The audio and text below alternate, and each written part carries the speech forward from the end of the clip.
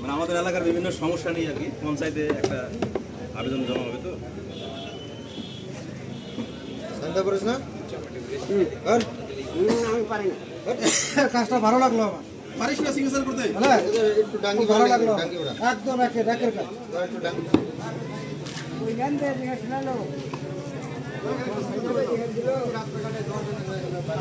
যে সমস্ত সমস্যা আছে এই সমস্ত সমস্যার অভিযোগ নিয়ে পঞ্চায়েতে লিখিত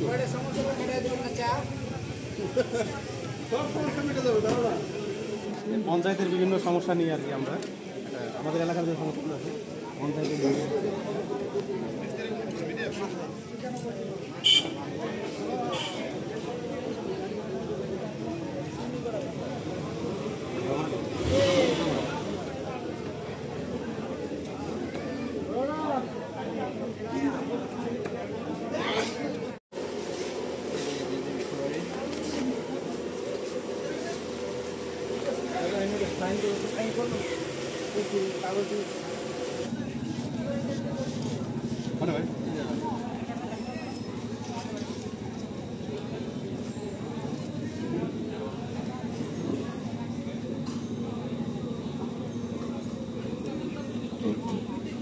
আপনাদের জনগণ মঞ্চের পক্ষ থেকে আজকে শ্রীপুর বাজারে কি কি কর্মসূচি গ্রহণ করা হবে? কর্মসূচির মধ্যে আজকে জনগণ মঞ্চের পক্ষ থেকে আমরা এখানে সিগনেচার গ্যাদার করলাম, সিগনেচার অনেকের কাছ থেকে নিলাম এবং যে আমাদের শাহপুর টু এলাকায় যে সমস্যাগুলো আছে এই সমস্যাগুলো সম্বন্ধে সাধারণ জনগণকে অবগত করলাম এবং আগামীতে আমরা এই পঞ্চায়েতে গিয়ে এই সমস্যার সমাধান কিভাবে করা যায় তা নিয়ে পদক্ষেপ গ্রহণ করব। মূলত কি কি দাবি আপনাদের রয়েছে জনগণ মঞ্চের, একটু বলেন। শাহপুর টুতে বিশেষ কিছু সমস্যা আছে, তার মধ্যে উল্লেখযোগ্য যেমন কোকড়াদা মোড় থেকে শ্রীপুর বাজারের যে রাস্তা এটা খুবই খারাপ অবস্থায় আছে এবং শ্রীপুর বাজার থেকে যে বাসপুকুর মোড় পর্যন্ত যে রাস্তার অবস্থা খুবই খারাপ। আর একটা বিষয় যেটা না বললেই নয়, যেটা শ্রীপুর বাজারে একটুতে বৃষ্টি হলেই মানে জল লেগে যাচ্ছে, এখানে বাজারঘাট করতে নানান ধরনের সমস্যা হচ্ছে।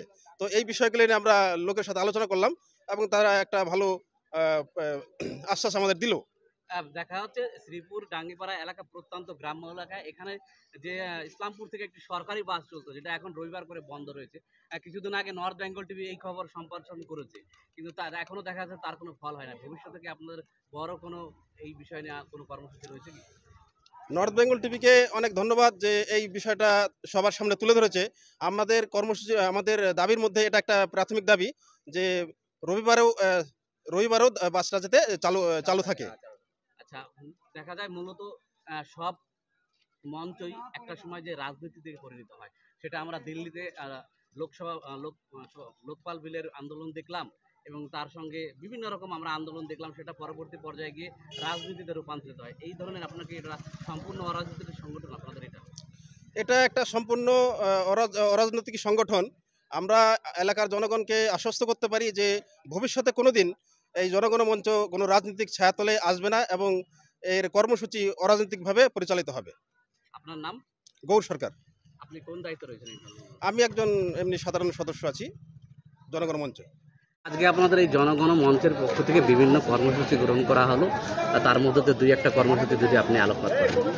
মানে কর্মসূচি বলতে আমাদের এটা মানে আমাদের সবাই বাজার কমিটি যাদের আছে বাজারে সবাই, কারণ বাজারে একটু বৃষ্টি হলে জল জমে যায়, সেটা বের করার জন্য কোনো ড্রেন নেই।